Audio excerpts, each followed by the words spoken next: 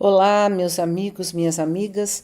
Estamos de volta com o nosso programa semanal Conexões Espiritualidade Crítica, que vai ao ar na BPE, no canal da BPE, e também no canal Paz e Bem, com algumas horas de diferença. E sempre durante a semana, 2 dias antes, eu publico no jornal GGN um artigo com o mesmo tema que desenvolvo aqui com vocês na fala, no Conexões gravado. Então, essa semana, são tantos assuntos difíceis, né, diante desse planeta em convulsão, esse planeta que está retornando para da Idade Média a passos largos, né, naquilo que a Idade Média teve de pior, porque teve coisas interessantes na Idade Média, mas naquilo que teve de pior, na Idade Média nasceram as universidades, mas era um momento em que a igreja dominava, era um domínio teológico, uma opressão das mulheres, enfim, tudo aquilo que a gente já sabe. Mas eu queria comentar com vocês o seguinte hoje. Em 1967, um filósofo francês marxista escreveu um livro chamado Sociedade do Espetáculo, né? Guy Debord, ele se chamava, já morreu. E aí, ele, nesse livro, ele analisa de maneira muito interessante como a sociedade tinha se tornado, e olha, ele estava falando em 1967, não havia ainda redes sociais, internet, nada, estávamos na era plenamente analógica. E aí ele fala que tudo tinha se tornado na vida das pessoas uma representação imagética, né? Então nós não vivemos mais diretamente as experiências, mas elas são mediadas, né, por imagens, por projeções. E vejam, passados tantos anos, né, quase 60 anos desse livro, né, dessa primeira edição, vejam só, que hoje é muito mais atual essa análise dele, muito mais atual. Então, é uma coisa chocante como nós vivemos mergulhados, né, o tempo inteiro em vídeos, imagens, em influências, em contato com influências, com youtubers. As novas gerações não leem mais, e inclusive já há, né, pesquisas que dizem que há um rebaixamento cognitivo nas novas gerações por conta desse excesso de telas. As pessoas não têm mais experiências concretas, até sexuais, né? Muita gente não tem mais relação sexual viva, né? De toque, olho no olho, né? Porque simplesmente todo mundo faz tudo no virtual. Isso se torna uma alienação de si, se torna uma alienação do mundo e é quase que um filtro, não, quase não, é um filtro, né, da nossa percepção do mundo, e são filtros bem problemáticos muitas vezes, né?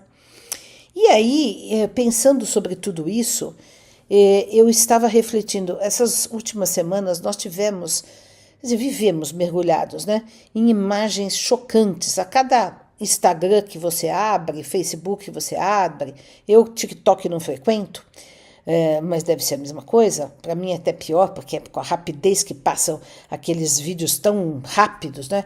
É muito perturbador no sentido de desfocar a mente, né? A mente vai perdendo concentração, capacidade de análise crítica, de manter um discurso coerente, porque é tudo muito rápido e muito jogado e muito confuso, né? Então vejam, essas últimas 2 semanas, por exemplo, nós tivemos aí cenas bárbaras, horrendas, né? Daqueles venezuelanos, só para exemplificar, daqueles venezuelanos que foram deportados à força, sem julgamento, sem nada, né? Para uma prisão de segurança máxima de El Salvador, onde o presidente tem lá mantido uma política de repressão assim absurda, humilhante, indigna, contrariando qualquer princípio de direitos humanos. E a gente viu os moços sendo arrastados, ajoelhados, algemados nas pernas, nas mãos, assim, de uma maneira assim indigna totalmente, sendo que nem tiveram julgamento, né? Simplesmente. E a gente assiste aquilo, assistimos de novo novos bombardeios em cima de uma Gaza destruída, milhares e milhares de crianças mortas, e agora tinha sido anunciado um cessar-fogo e continuou o fogo, e mataram-se mais crianças, mataram-se mais mulheres. E a gente abre o Instagram, por exemplo, e vê na rua uma pessoa atirando na outra, aquele soldado que jogou um rapaz que não estava fazendo nada, estava passando de moto, jogou da ponte, a gente viu isso. A gente vê pessoas espancando, homens espancando mulheres dentro de um supermercado, porque tudo hoje é filmado, né? Tudo em todo lugar tem câmera, e tudo é colocado, né, nas redes, e a gente vai ficando absolutamente impactado com tudo isso. Então, o que acontece? Ou a gente adoece psiquicamente, o que está acontecendo muita gente adoecida psiquicamente, e parte desse adoecimento tem várias causas, né? É o trabalho absolutamente exploratório, absolutamente injusto, absolutamente sem qualquer tipo de espaço para a pessoa ter família, ter lazer, trabalhos sem significado, enfim, tudo isso que a gente já sabe, que eu já falei sobre isso aqui. Mas também tem as telas, também tem esse bombardeamento diário de muitas e muitas más notícias, a falta de tempo, a falta de lazer, a falta de respiro, tudo isso tem adoecido psiquicamente as pessoas. Ou então, o que também vou falar também, outro tipo de adoecimento, não sei se é pior, é que a pessoa vai criando, as pessoas vão criando uma espécie de mecanismo de defesa, né? Então a gente passa a olhar aquelas cenas tal e abstrai, né?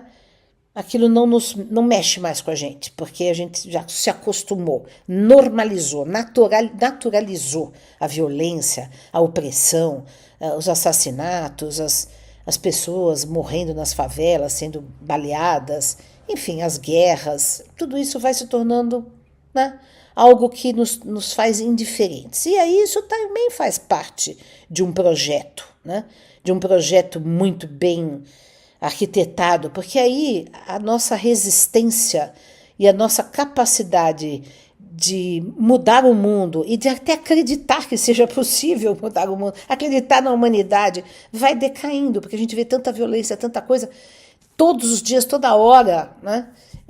Que a gente vai perdendo toda a esperança, então bate aquele desânimo. E aí muitas pessoas que adoecem psiquicamente são até aconselhadas, com toda razão, de se absterem, né, de internet durante pelo menos um tempo, das redes sociais, não entrarem, não verem, porque quando a pessoa já está adoecida, então piora muito o contato com todo esse lixo que nós vemos diariamente.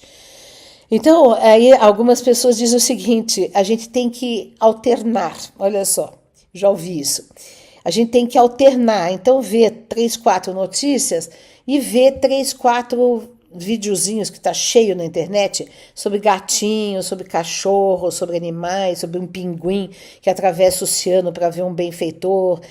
Quer dizer, de fato, os animais são fofos, os animais são fiéis, os animais não nos dão, não mexem, não nos adoecem psiquicamente, ao contrário, são grandes companheiros, né, para até melhorar as nossas questões psíquicas.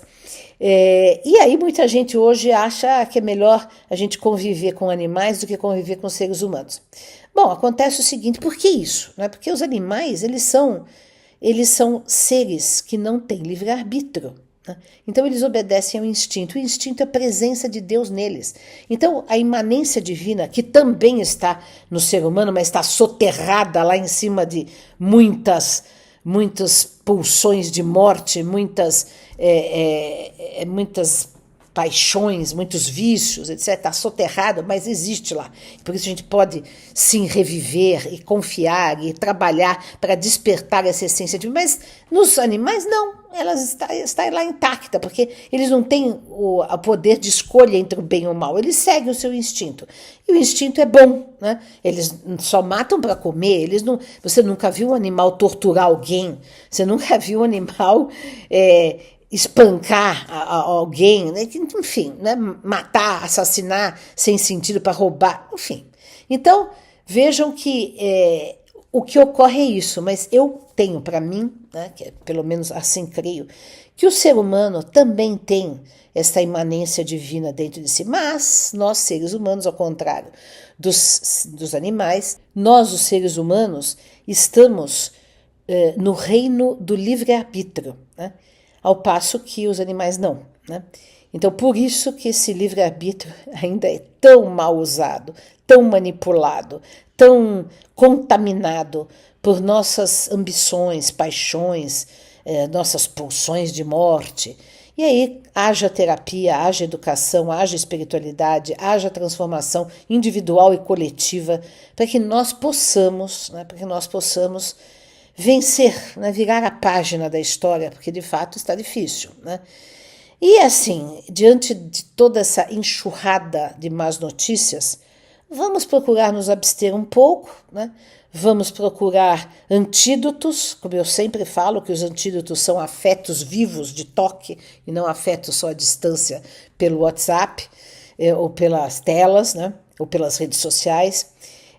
Espiritualidade, oração, meditação, contato com a natureza, passeios, enfim, né, tudo isso é que pode nos amenizar, pode nos manter, pode fazer com que nós ainda tenhamos resistência diante de toda esta avalanche de trevas que está invadindo o mundo, e eu sempre digo, ainda vai piorar um pouco.